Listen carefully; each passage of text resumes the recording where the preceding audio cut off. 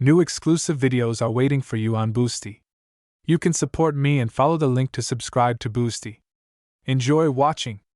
Description: What if Naruto can no longer bear the oppression of constant contempt from those around him and eventually breaks? And what if at that turning point he meets one of the legendary Sannin? And no, it's not Jiraiya. Chapter 6. New Technology. The evening was smoothly turning into night. The sky, clearing its expanses, was slowly wiping away the gray clouds. The air was getting fresher, cooling the skin and persistently not giving a reason to fall asleep. Weapons were stuck into several scratched trees. Footsteps were heard knocking on the trunk, and this was the only thing that disturbed the surrounding silence. Naruto, throwing his hands back, ran up, trying to stay in a perpendicular position as long as possible and reach at least the first branch. The result after the first hour of solo training was achieved. If Naruto had previously fallen after the first step on the trunk, then after the time had elapsed, he began to rise one step higher each time. But at the same time, at the end of each time, control over chakra slipped away, and Uzumaki fell down, because of which numerous wounds began to appear on his hands, knees and face. In between, Naruto meditated, which allowed him to better hold the flow of chakra, and closer to night he no longer fell, but pushed off the trunk, doing a backflip when he felt that his concentration was slipping again. His legs could barely hold on, his hands periodically felt either heaviness or lightness, his head was spinning for a short time after running through the trees. He was catastrophically thirsty. But Naruto, due to his stubbornness, did not want to return to the tavern exactly until he conquered the first branch, and the trees, as luck would have it, or maybe even joyfully, were very high. Things with throwing weapons progressed with about the same result. Holding the flow of chakra in his hands, Naruto was already able to throw shurikens and kunai sharper and closer to the target. Naruto was confident that with a little more practice he would hit the bull's eye. Uzumaki felt that he needed to meditate again. It would help him to make up for the lost strength a little, but fate wanted to help him in a different way. Uzumaki, staggering, tried to go to a comfortable place, but suddenly fell to the ground, falling into sleep. Into a very deep and sound sleep. What zeal! Kabuto chuckled to himself, watching the Jinchurikis training from the tree the whole time. Yakushi was truly surprised. A brat without an ounce of talent could hold out for so long, despite being mostly exhausted inside. Impressive. Going down, he approached the sleeping Naruto. Kabuto's eyes, slightly narrowed, stopped for a few seconds on the blonde. Kabuto himself did not understand why he suddenly froze, and shaking his head slightly, picked Naruto up on his shoulder and headed to the tavern. The cool room was filled with the hubbub of people and the chirping of birds. Squinting briefly from the glare of the sun, his blue eyes suddenly flew open. Naruto growled and immediately turned away from the light. Despite the fact that he should have been deprived of the freedom to move and feel pain in his muscles, Uzumaki felt, on the contrary, more alive than all the living.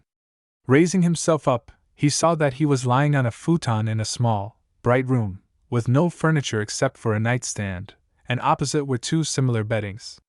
Standing up from his seat, Naruto walked over to the window and, pushing aside the light curtains, which were stained in places, he saw a brightly lit road in front of him and people walking along it. A new day, he said out loud on an exhale for some reason. The rays of the sun falling directly into his eyes caused noticeable discomfort, which made it difficult to see, and because of this, interest in what was happening outside the windows soon disappeared. Suddenly, someone was heard entering the room from behind. His heart skipped a beat, and Uzumaki instantly turned towards the sound. But seeing that it was only Kabuto, he calmed down. Let's go. It's time for us to hit the road. Naruto walked to his futon without a word and began to gather his things from the floor. It was unpleasant to throw the haori over the dirty t-shirt from the night before, although it itself was not particularly new. As soon as Uzumaki was about to put on the Umbu mask, Kabuto stopped him. Take your medicine. Yes. Naruto had completely forgotten about it. Opening his backpack, he expected to get some syrup or pills, but he was very wrong. They were edible, tree branch-like herbs, and they tasted pretty good.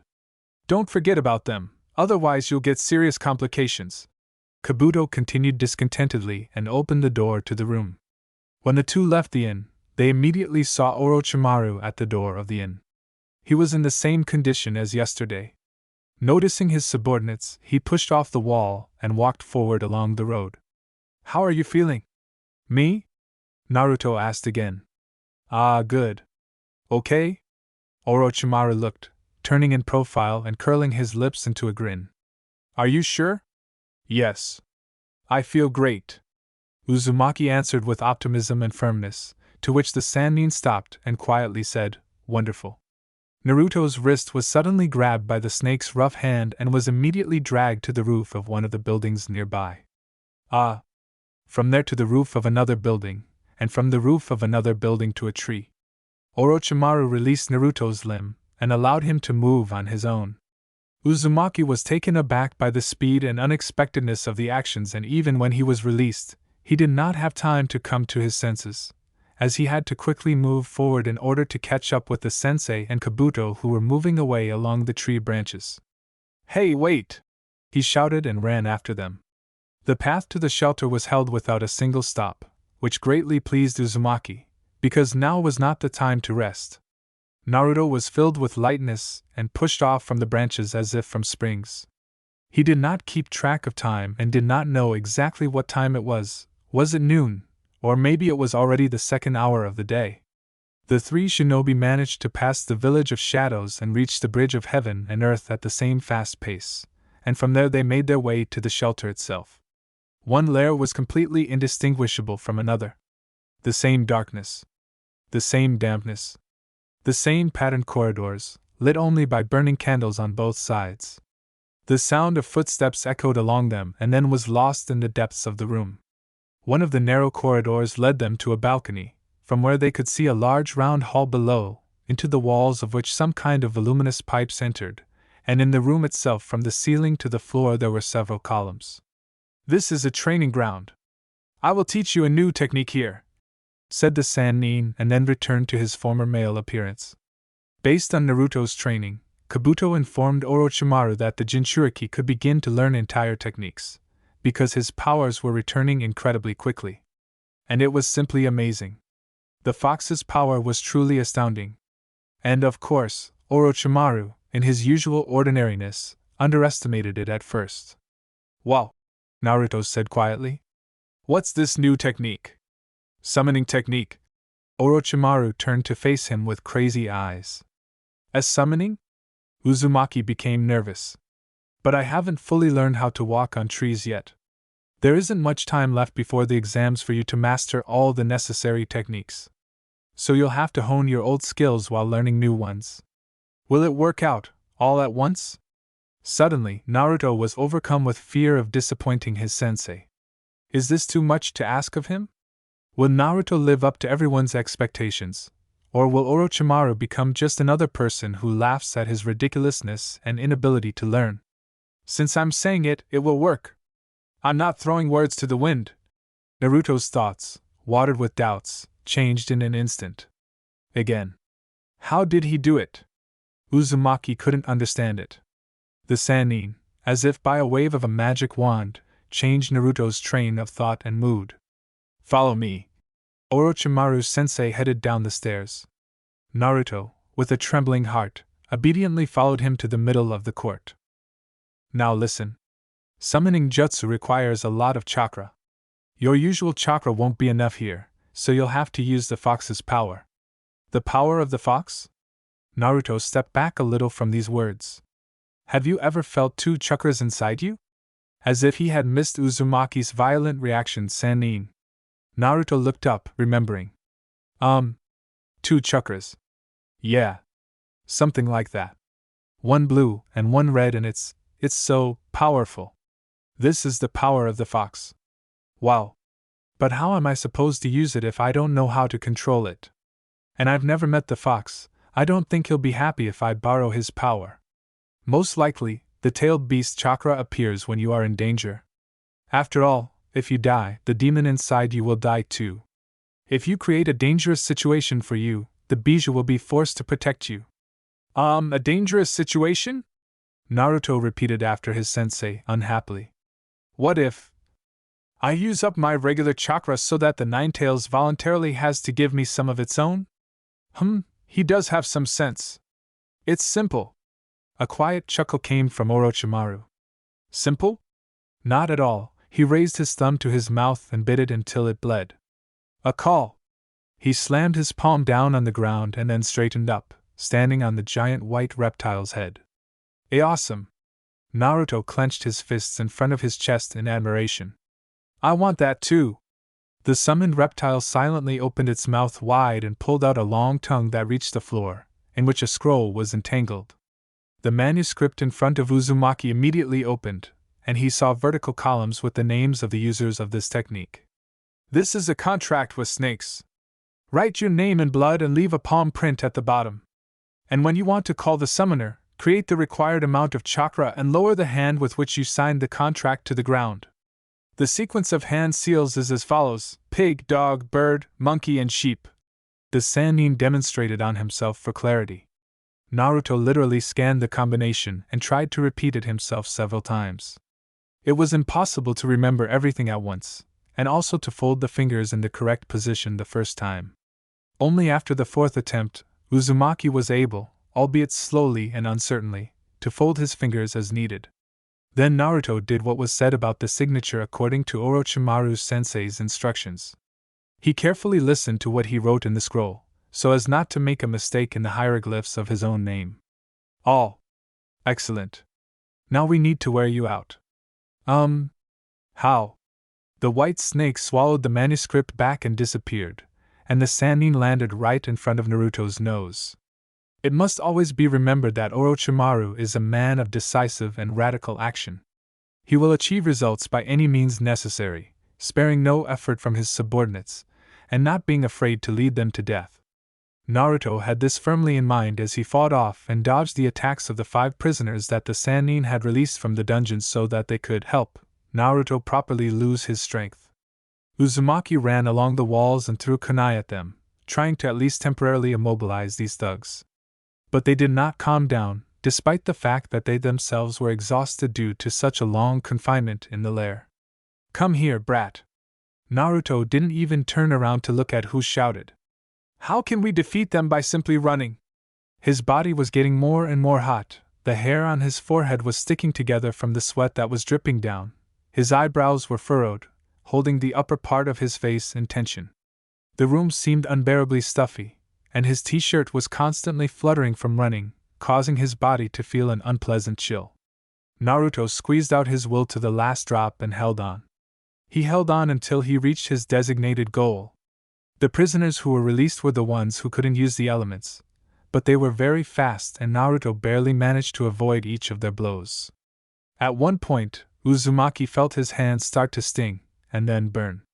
Distracted by the strange pain, he slowed down in his run, and thus doomed himself to a blow from one of his opponents. Naruto flew back several meters, turning over 10 times on the floor. Blood gushed near his temples and upper lip. Gritting his teeth, Uzumaki raised himself on his hands and sat on his knees. The burning, like a flash, suddenly intensified, which caused Naruto to roar loudly in pain. Orochimaru and Kabuto on the balcony did not take their eyes off him, watching with genuine interest what was happening to him. Blue eyes fixed their gaze on the palms, which began to be enveloped in a rich scarlet, seething cover, as if blood had come out of the flesh. And only when Uzumaki raised his head, he noticed the swirling waves of scarlet chakra around him, which did not allow the 5 guys to approach him. And Naruto understood. This is my chance! A shaking hand touched his face, and the fingertips were covered with red liquid.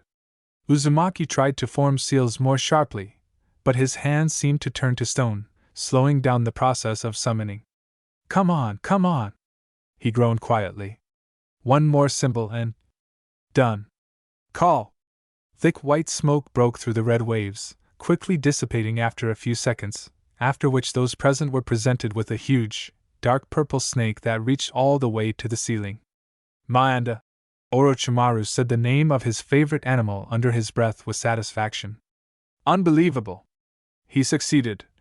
Yakushi was surprised, adjusting his glasses. He needs a long rest after that. His tissues may be torn, and there may be a risk of a malfunction in his body. Yes, you're right. Send these 5 back. Naruto, with wide eyes, looked at the dark scaly surface that he was resting his knees on. It worked. The phrase formed in my mind with great difficulty. Manda, furious that Orochimaru would allow a mere child to summon him, began to rant and rave at the Sannin, his voice so loud that the walls began to shake and the earth above began to fall down. And Naruto heard all this in the background. He was going to sleep. His eyes rolled back, and Uzumaki fell down, powerless and unconscious. The light of the training grounds suddenly turned to darkness. A smell of even more dampness than the Sannin's hideout hit his nose. Naruto heard someone whispering in his ear, urging him to go somewhere. I want to see you. A strange, hoarse voice cut into my ears, incredibly piercing. The eyelids immediately flew open, and Naruto saw a corridor with lamps giving off a dim yellow light. What the? Come here, Naruto! The unfamiliar voice rang out again. Naruto shuddered, afraid to guess who it could be, what kind of place this was, and how he ended up here, but he involuntarily dared to take a step forward. Come on! Don't be afraid. I'll give you my power. Fox? Uzumaki, with a ton of doubts in his soul, he barely moved forward. He was furiously afraid of meeting the demon face to face, but he understood that he could not avoid it. He had a feeling that he was imprisoned in his own subconscious, and he would not be able to get out of here until he talked to the Nine-Tailed. Suddenly, a bright golden light began to illuminate the floor in the distance over the gloomy yellow.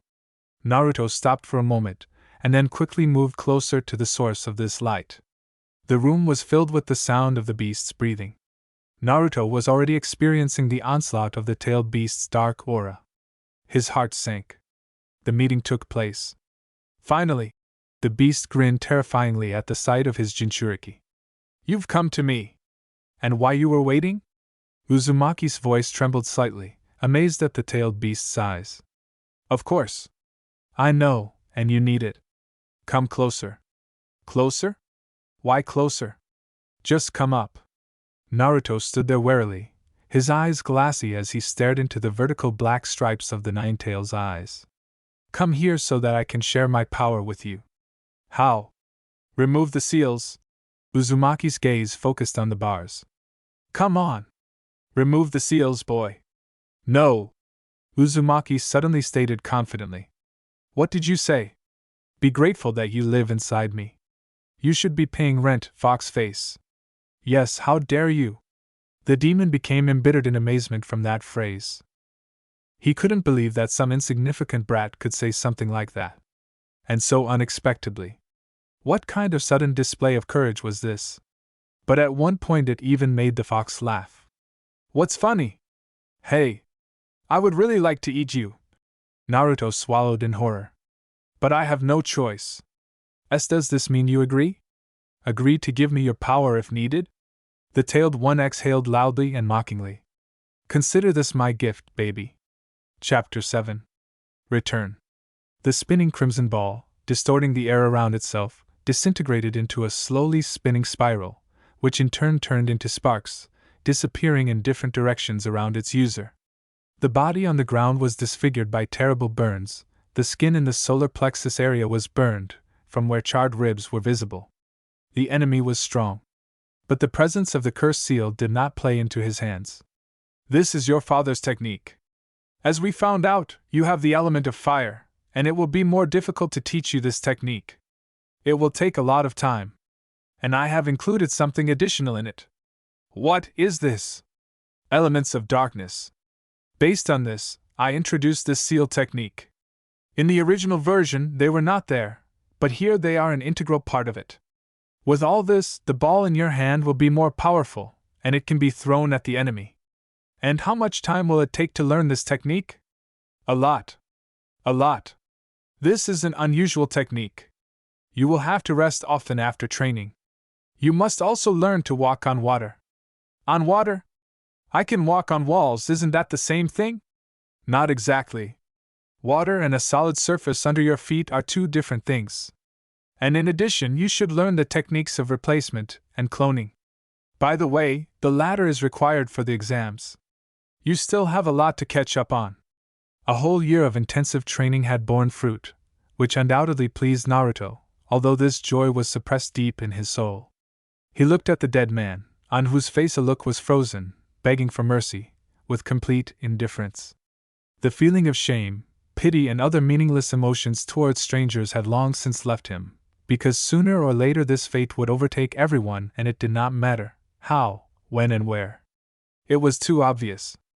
The worldview succumbed to changes, which now gave him the proper degree of self-confidence. Uzumaki's chakra was at 0. It was best to use the fire Rasengan against a strong opponent, especially to finish him off when his strength was drained. In a real fight, he would not use this technique to defeat this guy, but since the training was aimed at determining his mastery of it, Naruto had to resort to this technique. Uzumaki felt a familiar presence behind him. Although he was not a censor, he remembered the man's chakra well, and now he recognized it immediately. Good job. Naruto turned to look at his sensei with a hint of sadness in his eyes. Is it true? Are you unhappy with something? Sannin raised his eyebrows slightly. Naruto looked away with the same expression on his face and stared into space. No. I am very pleased. Orochimaru came closer to examine the corpse lying on the ground. Seeing the aftermath of his student's technique on someone else's body, a strange feeling came over him, which made him happy in a special way. This feeling was like pride? You remember your limit, right? Don't even think of crossing it. The snake interrupted what he considered to be stupid thoughts, and his gaze became stern. Of course. Have you been there yet? Uzumaki raised his head and looked at the teacher with interest, waiting for his answer. It wasn't me. It was one of my subordinates. The place you ran away from is still empty. It's a bad area, you'll come back the same way you ran away. It's clear. You'll reach the village gates in 2 days at most. The exams are coming soon. Naruto's fists clenched in mild indignation and anticipation. It seemed to him as if everything around him had darkened, he had been thrown into darkness. And it was so unpleasant. Not the kind of darkness of loneliness, where one could fall into one's thoughts, rest and reflect. This was the darkness of human hatred of his native village. Was it really time for him to go there already? Naruto threw his head back, looking at the gray sky. He didn't want to go back, but at the same time his hands were shaking to destroy this place. Nevertheless, he headed to the lair for things without wasting time. Have you heard that they're going to hold Chunin exams in the village soon? Oh yeah? I wonder what kind of ninjas will be there. Oh. If it's Uchiha Sasuke, then I will definitely come. Yes, me too. Yes, I think everyone will come then. Of course, unless they order me to guard something.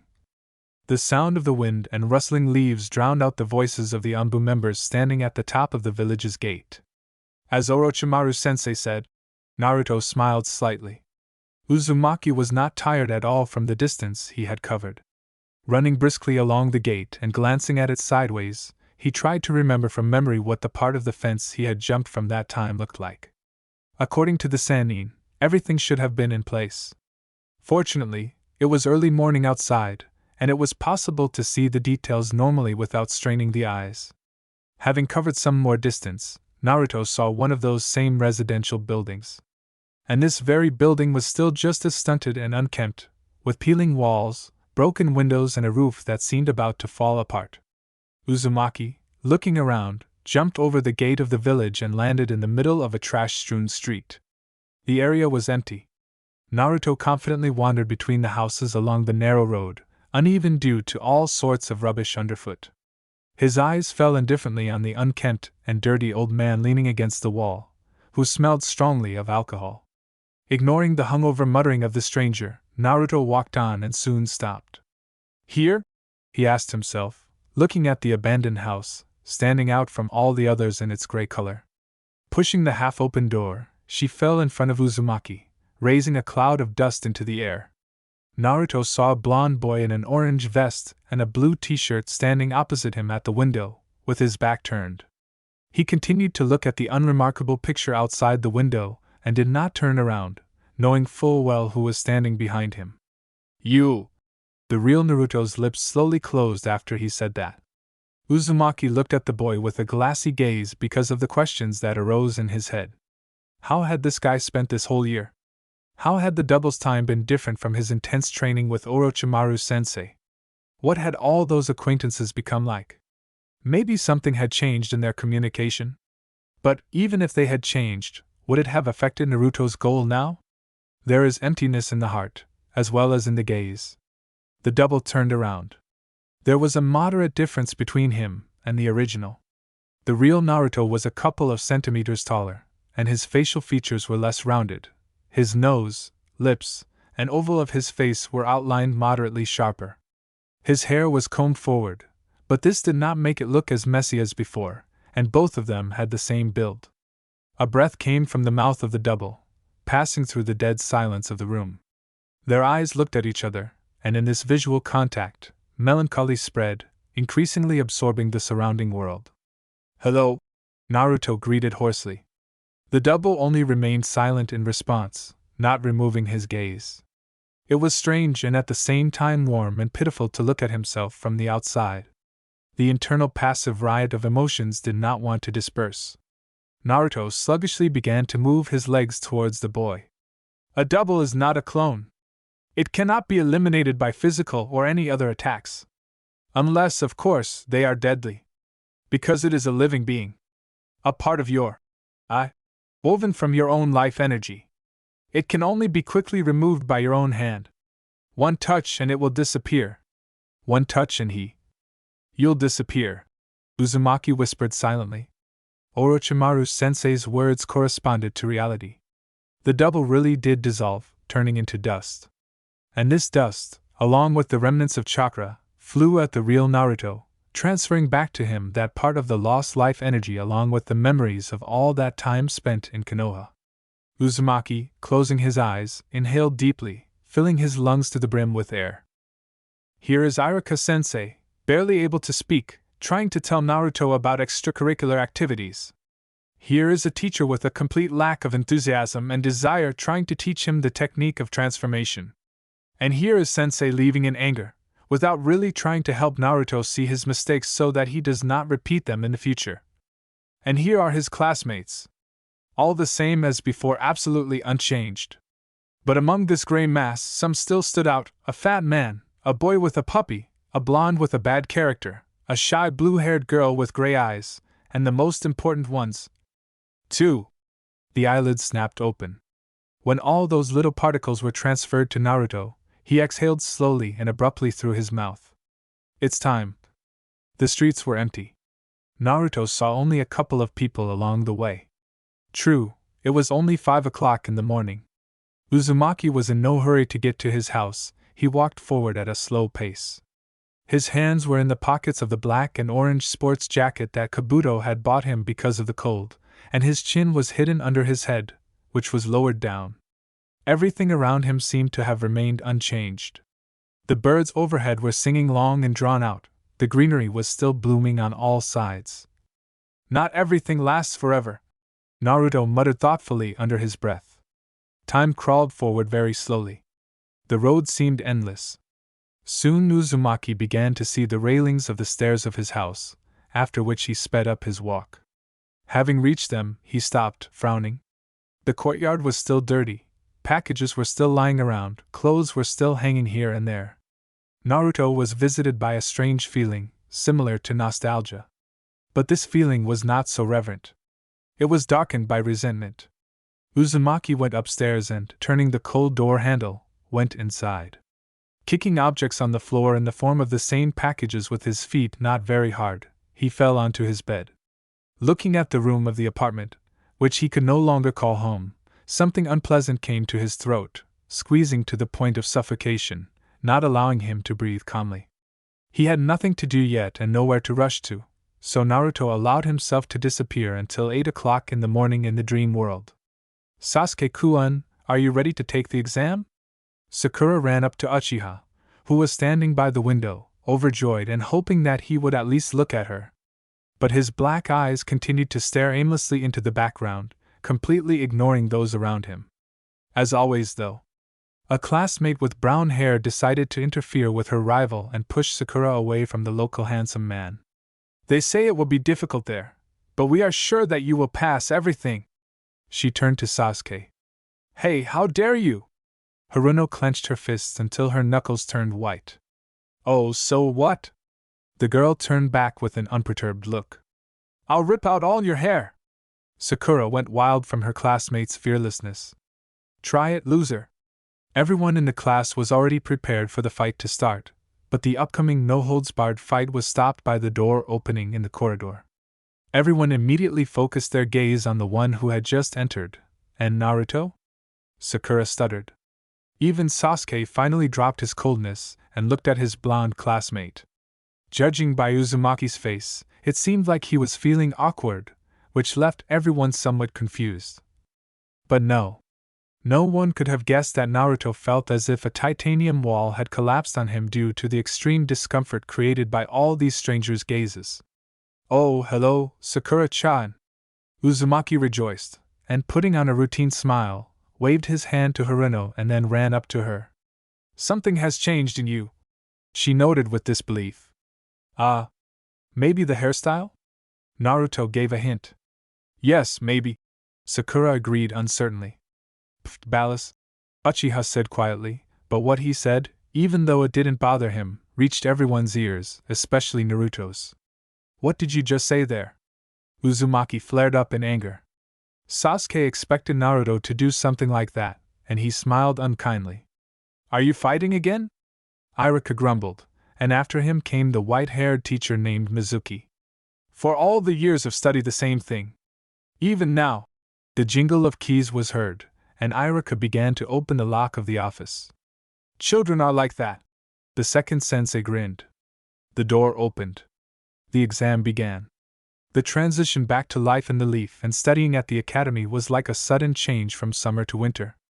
Naruto seemed to have outgrown life within these walls, as he had received most of the knowledge ahead of his peers. Uzumaki stood apart from everyone else with his arms crossed and looked at the floor. Classmates were not so surprised by the minor changes in Naruto's appearance, but still occasionally turned to look at him. Boys and girls tried to tune in to luck, repeated the rules from textbooks and created clones, but did not overdo it so as not to lose all the chakra. But Naruto didn't need all this, so he continued to stand, thinking about his own things. Hey, are you too self-confident or something? You can't even open a book? The guy with vertical black pupils addressed Uzumaki. His little dog barked twice in support of his master, peeking out from under his jacket near his neck. Kiba Inuzuka. Mizuki called him after Ino came out of the office, and he followed the teachers with a self-confident grin. Each student was called out one by one. Naruto clenched his fingers on his shoulders in frustration. No, he wasn't afraid or worried. He wanted to get out of here. Oddly enough, but he didn't want to show himself, especially since according to the plan it was still too early to reveal his abilities, and he didn't want to surprise anyone. For now, he wanted something else. He wanted to quickly leave this place again and return to the one who needed him. Return to him, to the person who patiently taught him techniques and guided him along the true path. But, as luck would have it, they called the name of absolutely anyone present, but not his. Sasuke was the first, after 4 people Sakura, and after they left, Uzumaki became completely uninterested. Naruto didn't even raise his eyes to his classmates. He didn't want to think about them even for a second. Naruto-kun? A girl's voice sounded nearby. Naruto looked quickly at the person calling him and saw Hyuga. Hinata? Why yes. How are you doing? She barely managed to squeeze these words out of herself. Uzumaki suddenly thought that she was shy. Why were her cheeks flushed? Or was this her usual natural lack of self-confidence? What was so strange about this that he had imagined? Wonderful! He answered cheerfully. Ready for the exams? She didn't dare raise her gray eyes to him. I don't know, they'll call me and I'll see. Well, you. Don't be upset if you don't pass. Naruto suspiciously burned a hole in her mentally. And under such pressure, all thoughts in Hinata's head turned into mush. I think Iruka-sensei will let you try to pass again. Hinata was sure that she had to tell him these words. She knew that no one would even think of supporting Naruto. Her chest ached quite a bit from the loud and rapid beating of her heart. The air in her lungs seemed to stop halfway and did not supply the body with oxygen. Her palms were sweaty from terrible excitement. Hinata already guessed that she would faint now. At the same time, she was surprised how Uzumaki could influence her so much that she could not even talk to him coherently. She was always more worried around Naruto than around her father or any other representatives of her native clan. Uzumaki Naruto! Mizuki's voice rang out. Come on and quickly. Naruto left Hyuga alone without a word. Good luck, Naruto-kun! Chapter 8. Release. A crowd of people gathered near the doors of the educational institution. Not a single parent was too lazy to come to such an important event in the lives of their children. They all happily congratulated them, picked them up, hugged them tightly, and dreamed of a wonderful career as a shinobi, which their children would definitely be able to build in the future. The teachers were given their last flowers, and even candies as a token of gratitude, and they accepted them with a smile, seeing off their former students to the adult world. A wonderful day! A wonderful graduation! After all, this year absolutely everyone passed their exams. Everyone. Even him. Who would have thought? Can you believe it? And this one passed, came a sharp voice from some woman. Her friend blinked in amazement, and asked again to make sure. This one? Don't point your finger, it can't be. People like him shouldn't become shinobi. Naruto heard their indignation to the last syllable. It felt like these individuals weren't even trying to hide their conversation from his ears, and when they met his gaze, the women weren't the least bit embarrassed. Having said something with sour faces, they turned away from Uzumaki. And for them, you sealed the fox inside me? Naruto looked mockingly and sadly at the face of the fourth, who was showing off nearby on the mountains. A shadow of a smile appeared on his lips. Naruto saw no point in staying here any longer, and therefore began to leave the academy grounds without saying goodbye. Irika noticed him leaving. The boy's golden hair caught Yumano's eye, and he involuntarily gave into surprise again, once again replaying in his head the fact that Naruto Uzumaki passed the final exam. He stood in front of the two senseis, waiting for them to tell him exactly what he was supposed to do. Irika was a little puzzled. Firstly, he was sure that Naruto simply wouldn't come. Most likely because of his character, because Uzumaki always disobeyed, played pranks, and ignored everything that was said to him. Irika also assumed that Naruto himself could realize that he was not ready. And maybe the day when he would be ready would never come. But contrary to his expectations, Naruto still showed up. Secondly, his appearance. For some reason, it seemed to Irika that Uzumaki had matured in his eyes.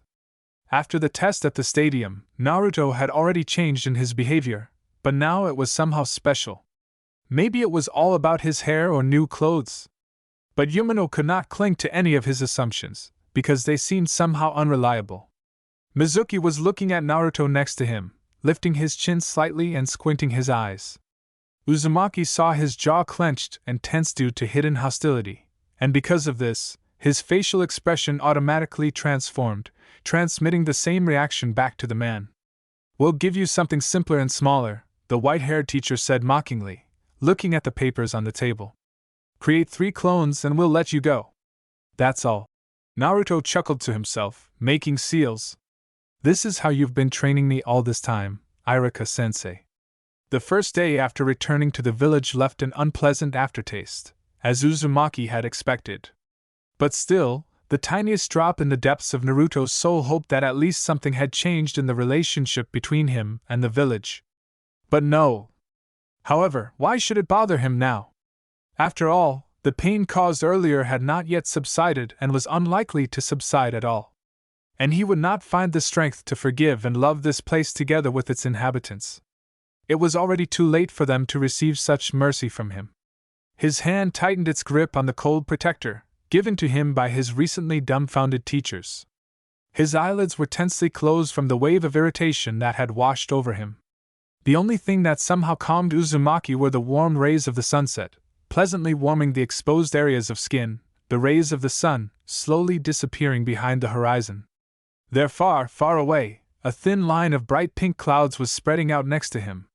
Naruto began to stare at it, as if it was literally hypnotizing him with its unusual beauty. But despite the good weather, his mood was still lower than the Earth's crust. And with every negative thought, he quickly forced himself to remember that everything that was happening was temporary. He just had to be patient. Suddenly, the sound of someone running footsteps was heard from behind, to which Naruto immediately reacted by turning around.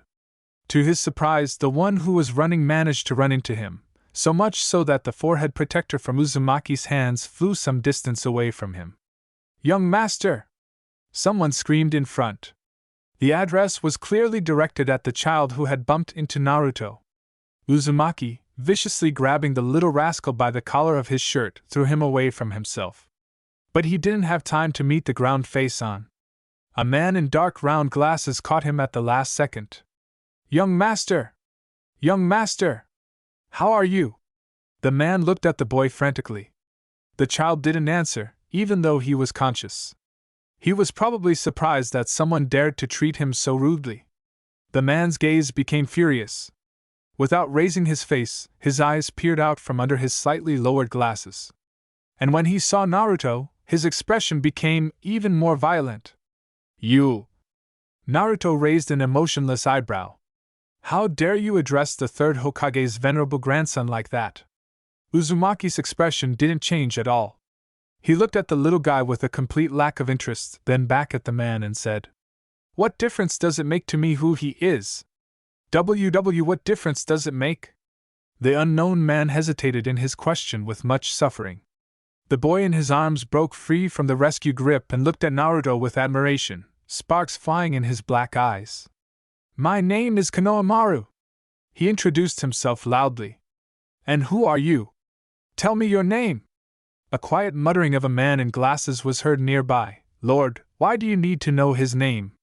You don't need it, believe me. Ebisu-sensei, I'll handle it myself." "I don't want to introduce myself." "Not very friendly," Naruto replied and came closer to the two interlocutors behind the protector. "Hey!" Ebisu called him back rudely. "Yes, how dare you? Before you is the grandson of the third Hokage himself. Where is your respect? And your apology? What right do you have to push the young master to the ground?" "Teacher!" "Shut up!"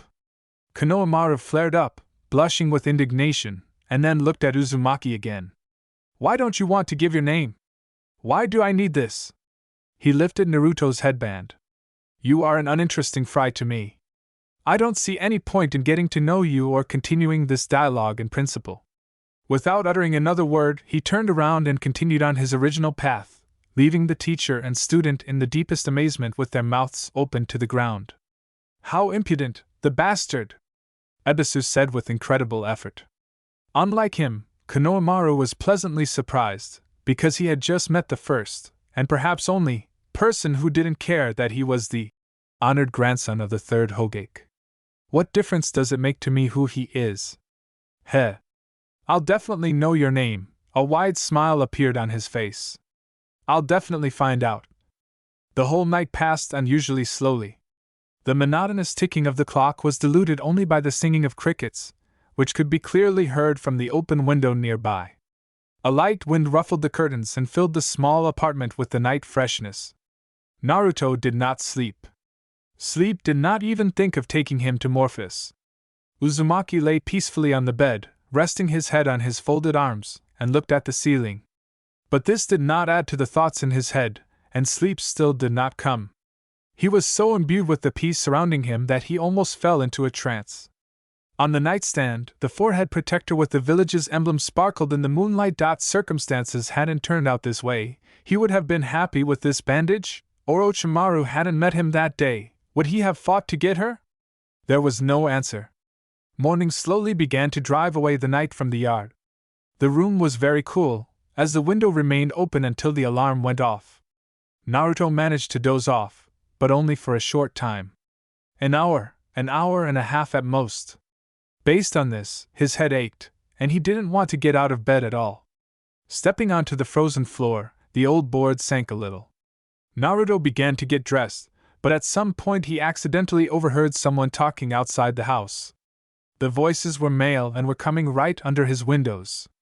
At first there were two of them, and then a third one joined them. "Hey, did you hear?" "What?" Last night, Mizuki was caught stealing a scroll from the Hokage's residence. Naruto froze for a second. What? Someone was surprised, apparently not expecting such news at all. Is that the weird one who teaches at the academy? Yes. Wow. So what next? Where is he now? In prison, of course, where else? The conversation continued animatedly, acquiring rich colors of abuse addressed to the traitor, but the topic very soon changed. Uzumaki, having lost that small insignificant interest in him, closed the window doors. Having dressed and eaten headlong, he was ready to go to the academy for a meeting. All that was left for him to do was put on the headband with the Konoha emblem. Naruto, having approached the nightstand, looked at the leaf icon for a few seconds. The fresh, engraved drawing was just itching to be drawn over with something sharp, for example, a freshly sharpened kunai blade. Naruto, through force, still put the headband on his forehead, with disgust and malicious jerks tying it at the back. Finally, he cast a fleeting glance at his reflection in the mirror and left the house. A new and final day when the students gathered together and might never meet again. Iruka nervously tapped his fingers on the table, waiting for everyone to gather. Most of them were already sitting in the auditorium. 10 more minutes and they could start announcing the distribution of students into the formed teams. Yumino already saw Haruno and Yamanaka, who had arrived in the window, arguing about something as always, a few more kids, and Naruto was walking slowly among them. Iruka was distracted and took a piece of paper with names out of the drawer. The door opened, and all the children gathered. Ino and Sakura fell with a crash right at the entrance, which drew the attention of absolutely everyone present. The girls started yelling at each other again, and the empty swearing smoothly began to turn into a fight. And everyone else was still looking at them. Uzumaki, hiding his hands in his pants pockets, walked around his former classmates as if nothing had happened and, after walking a few steps along the row between the desks, stopped. He was sitting in front. The object needed by Sensei. He was sitting alone, keeping half of his face hidden from the eyes of strangers with his clasped hands. Sasuke was again looking somewhere into space, completely immersed in his thoughts. Iruka loudly barked at the restless girls, and they immediately closed their mouths and apologized. Naruto and Sasuke seemed not to notice the bacchanalia that had occurred. Uzumaki moved from his place after a short stop and sat down one chair next to Uchiha. Sasuke noticed Naruto out of the corner of his eye and said nothing. Haruno, still not having cooled down from the rivalry, as soon as she stood up, immediately rushed to the free seat next to Uchiha. Naruto raised his eyebrows, looked at her from under his brows, curled his lips and clicked his tongue. Sakura sat down and didn't pay attention to Uzumaki for a second, but was looking at Sasuke with all her might. And that's what made Naruto laugh. It made him laugh to the point of disgust. Do you have any pride at all? Edko continued to burn a hole in Haruno. Naruto. But very soon he lost interest in her. Iruka, having calmed everyone down, finally began to announce who would work with whom and in which team from now on. While he was naming names, the children became more and more nervous. Naturally, not everyone liked the composition of the teams, but no one argued. It seemed like an eternity had passed, but soon it was Naruto's turn. So, the 7th team, everyone sharpened their hearing again. Sakura Haruno, Naruto Uzumaki, and Sasuke Uchiha. After a second of deathly silence, Haruno squealed with joy, despite the fact that the blonde guy she hated would always be hanging around with her. Sasuke glanced at Naruto, just as Naruto glanced at him. Uzumaki couldn't believe his luck. They assigned him exactly that way, so he ended up with Uchiha. That made the task much easier. Don't rush to leave, Iruka put the papers away. Your new senseis will come here now. Don't go anywhere and wait for them. He exhaled loudly. I am leaving you. I am no longer your teacher. I wish you success in the future. I wish you to become brave and strong, loyal and recognized. Live and protect the village. The voice gave into weakness, but Iruka immediately regained control of himself. Cherish your loved ones and keep honor. All the best to you. The boys, touched by the words they heard, loudly clapped their hands and began to sincerely thank him for all these years of study and for the knowledge he had acquired. Iruka was also touched. Among the jubilant classmates, only a few were not flattered by Yamano's words, and one of them was naturally Naruto. He knew very well that although Irika had wished for these words from the bottom of his heart, they in no way concerned him. Chapter 9.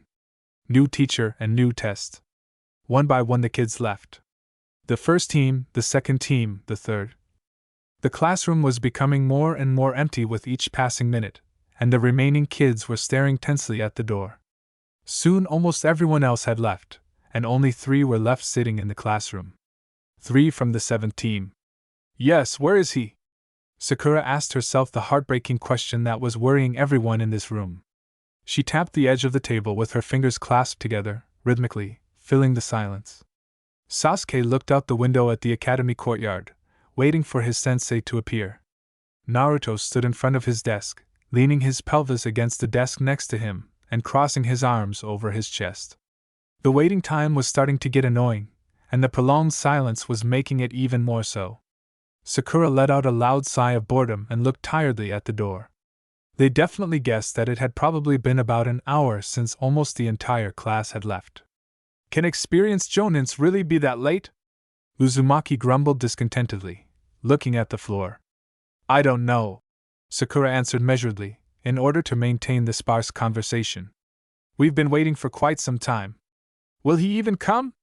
Sasuke spoke up, asking a question that no one had an answer to. The sound of someone's footsteps was heard outside the office.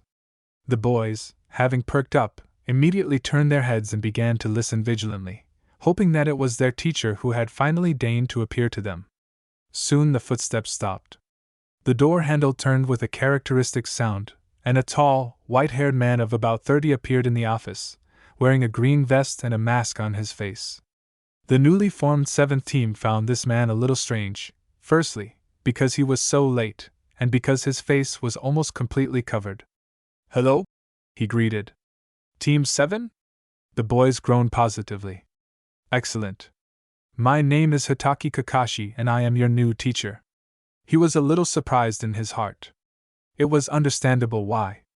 After all, the son of his late teacher and the child of the legendary clan were now his students. But outwardly there was no hint of surprise. A deep sense of relief descended upon the boys.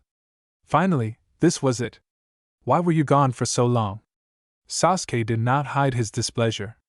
Kakashi walked from the door to Irika's desk, simultaneously answering the question. Unforeseen circumstances delayed me. Lost, on the road of life. The boys frowned and looked at each other. The teacher's strangeness was growing before their eyes. Catching their reaction, Kakashi cut off the team's quick attempt to complain about him again for their excessive anticipation. So, I'm interested in who you are. Your names.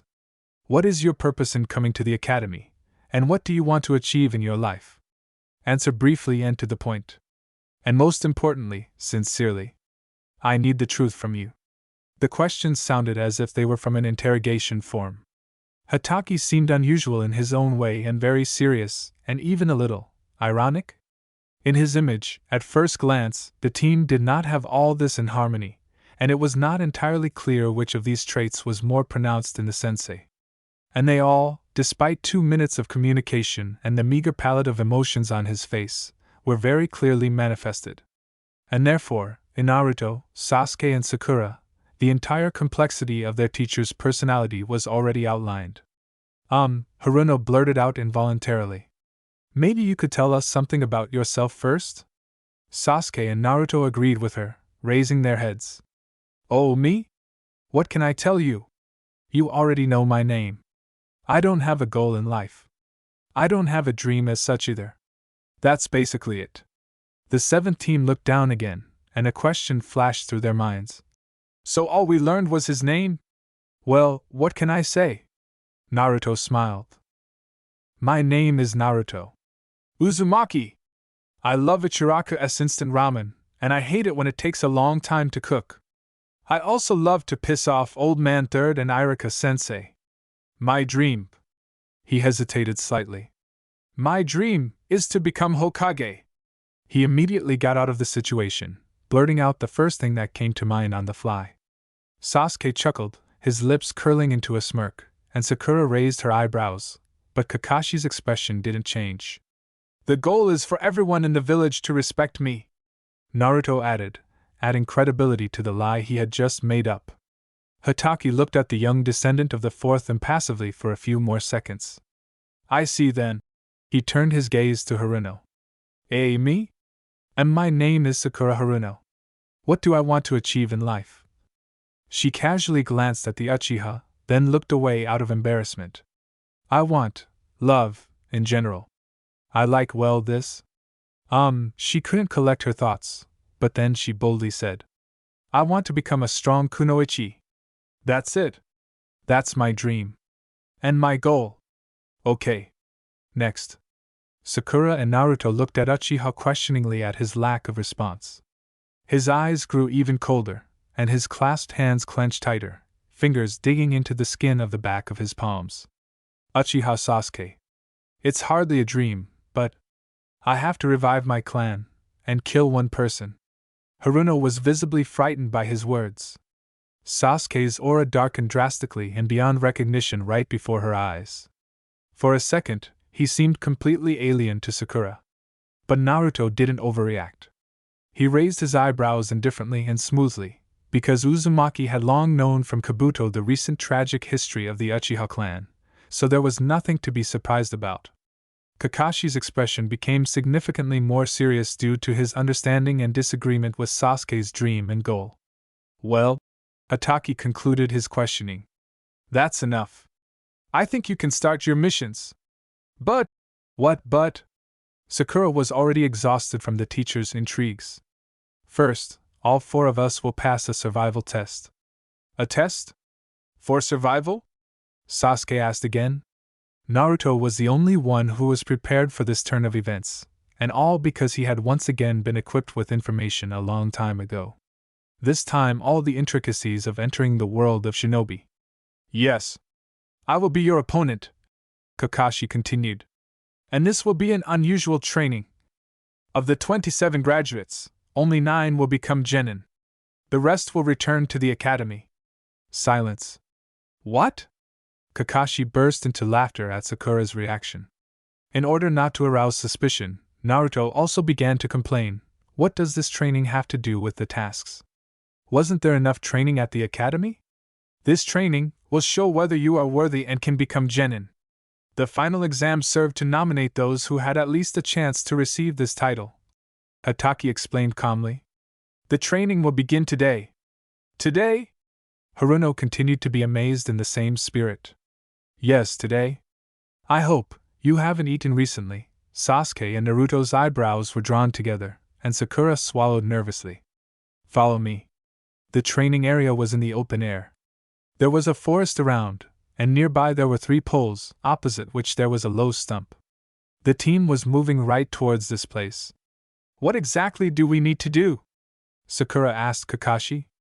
I'll tell you everything now. Having reached the pillars, Hatake took out his watch and placing it on a stump, began to set the alarm. Look! It's 2 o'clock in the afternoon and 55 minutes. The test will start in 5 minutes. You have until 6 o'clock to pass this little exam.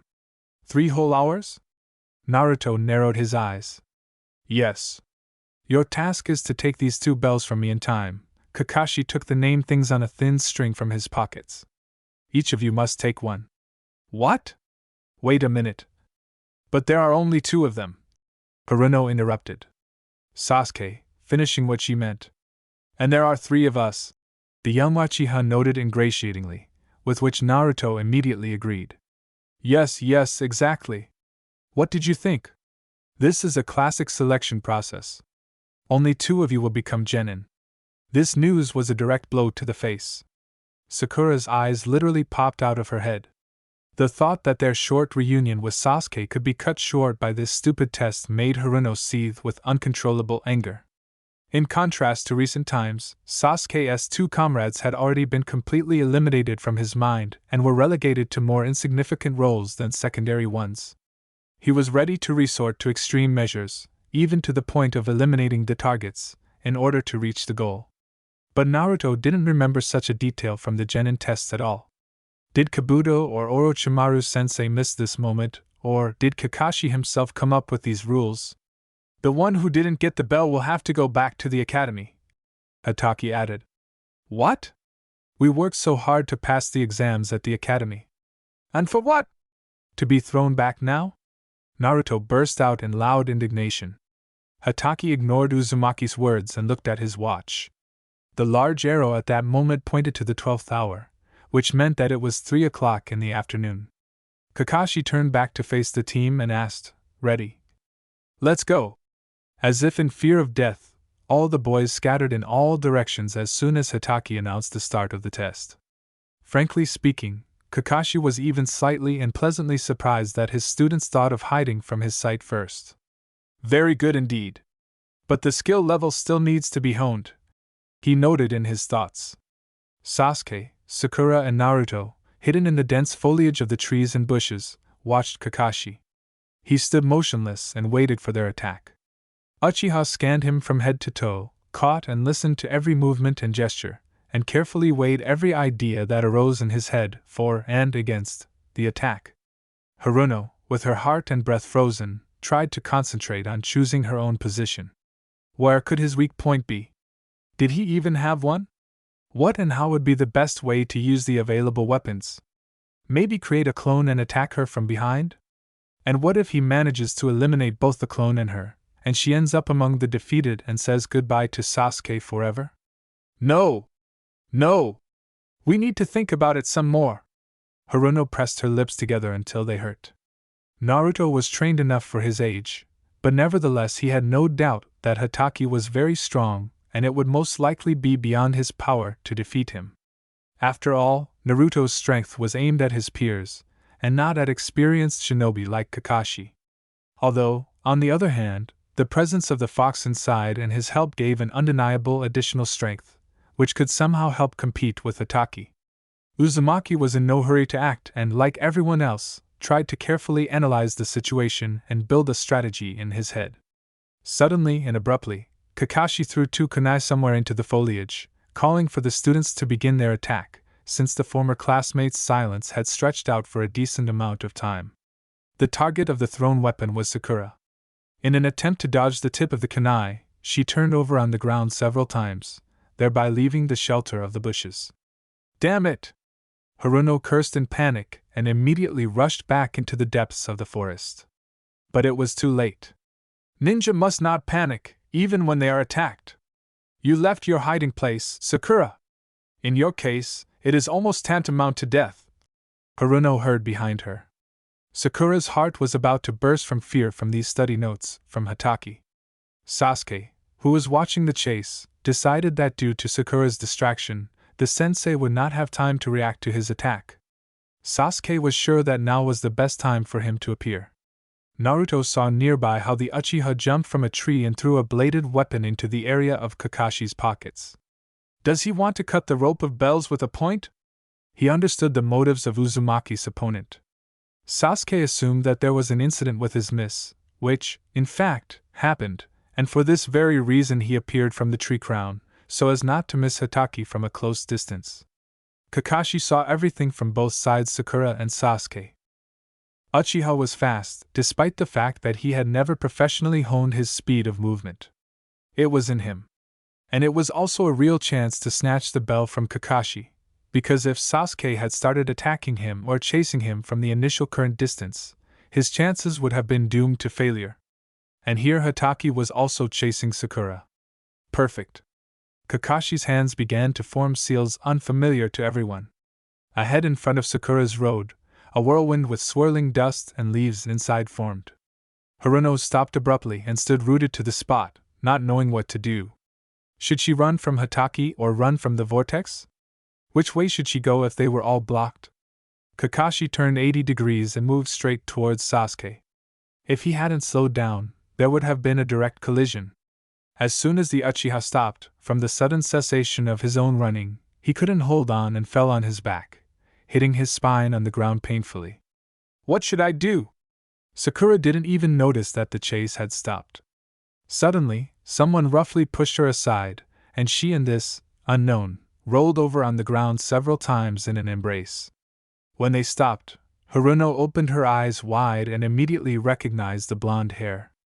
Uzumaki, groaning theatrically, raised himself up on his hands and hung over Sakura. And Naruto? Haruno didn't believe it.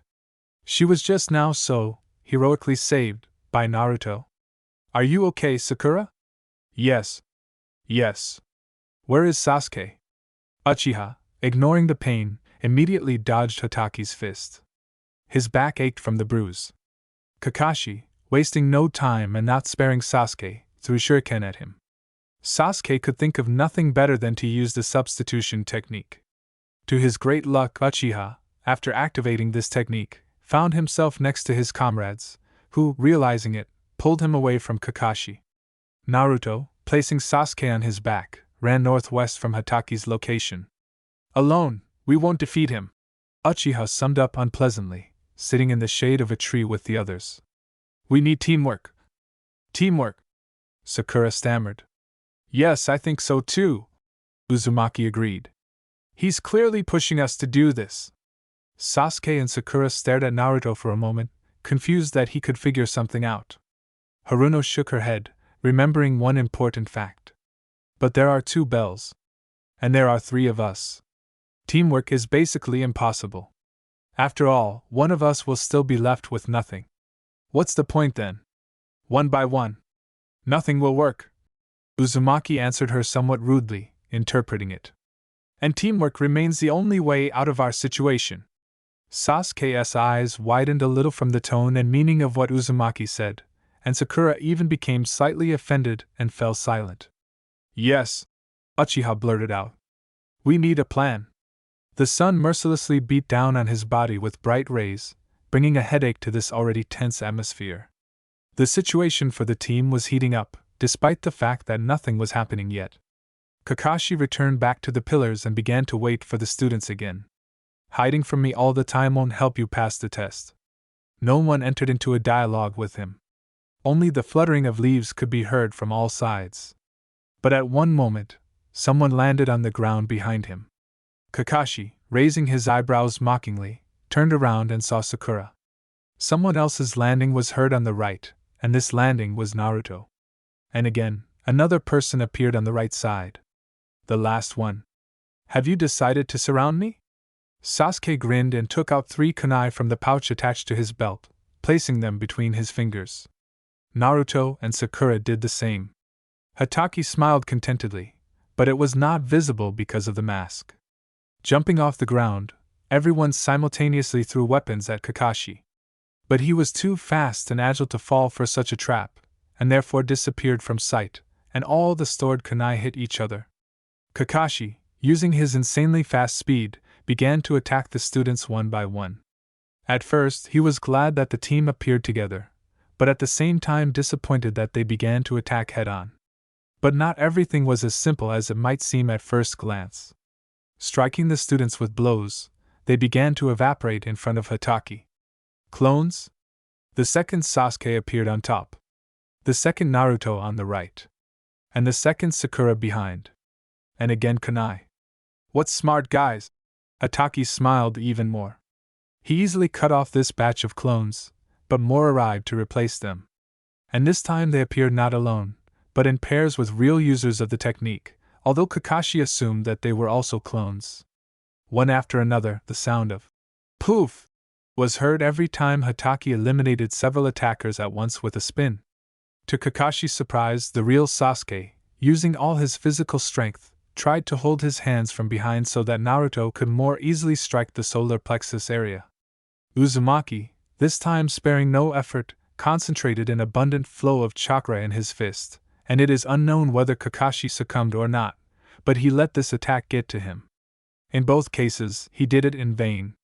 The uncontrollable blow mercilessly passed between the teacher's ribs, as a result of which Hataki coughed up a large clot of blood and folded in half, and Sakura managed to snatch those 2 ill-fated bells at that time. Having achieved their goal, Sasuke and Naruto freed the sensei and jumped back, as did Sakura. Kakashi, genuinely amazed by the outcome of the fight, put his hand just below his chest and looked at his students. Although he did not put in even half of his effort, he was extremely surprised and infinitely pleased with the actions of his students. Sakura jingled the bells in front of her with satisfaction and stuck out her tongue. Well, how are you, Kakashi-sensei? Did you manage? Naruto asked, laughing. Sasuke looked at Uzumaki with an ambiguous look. After all, it was he who came up with the plan of attack. You are one of the few, Hatake answered after a pause. One of the few who understood that you need to work as a team. Really? Uzumaki rejoiced. Yes. I think you can start your missions now. Officially, you've already become genin. Sakura squealed loudly in joy that they all managed to pass the test, not even fully believing that they actually did it. Sasuke smiled reservedly, and Naruto grinned. None of them even noticed that this test completely took up all 3 hours given to them. The evening came to a close. Upon returning home, Naruto threw off his bag with weapons and a dirty jacket. Approaching his bed, he bent down to pull out a small scroll from under it. This scroll contained several techniques that Naruto could learn during his stay in Konoha. Uzumaki began to jump from one name to another, looking for what he needed right now. And finally, he found it. Putting the unrolled scroll on the bed, Naruto looked at the text and made seals. A small white snake appeared on the paper. The technique was similar to the summoning technique, but unlike it, in terms of seals, it was not significantly different. Uzumaki took the snake, lightly squeezing it between his fingers so that it would not slip away. In response, it hissed muffledly. Tell Orochimaru-sensei to send information about a man named Hatake Kakashi. The white color of the scales turned blue, and Naruto let the reptile go on its way.